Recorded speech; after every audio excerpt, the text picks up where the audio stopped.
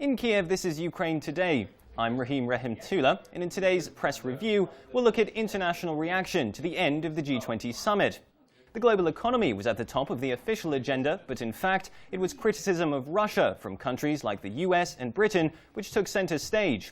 They said that sanctions on Russia will continue if the Kremlin does not halt its military intervention in East Ukraine. Russian President Vladimir Putin left the G20 early, citing a lack of sleep. We begin with an article from the AFP's Anna Smolchenko.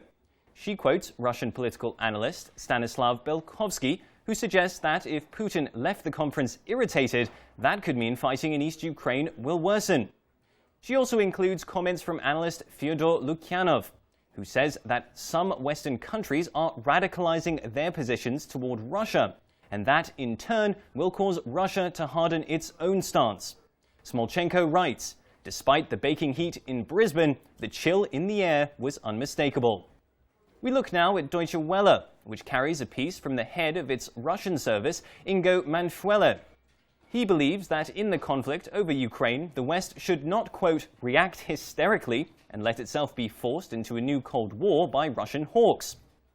He argues that without a compromise with Russia, all the West's efforts to end the standoff over Ukraine will be in vain.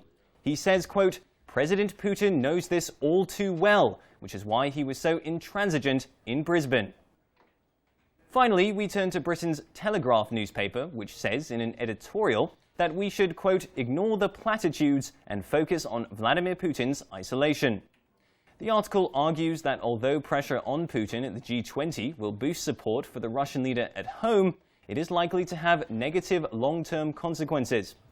The piece ends by saying Mr. Putin may act tough, but with oil prices plunging, the concerted threat of further sanctions over Ukraine may turn out to have been the one outcome of the Brisbane meeting with lasting consequences. And so, Western leaders seem to have presented a united front to the Russian president over the weekend, with clear threats of more sanctions if Russia does not change course. It remains to be seen if events at the G20 can change anything on the ground in East Ukraine, where the ceasefire signed in September continues to be violated. That wraps up our press review. In Kiev, this is Ukraine Today.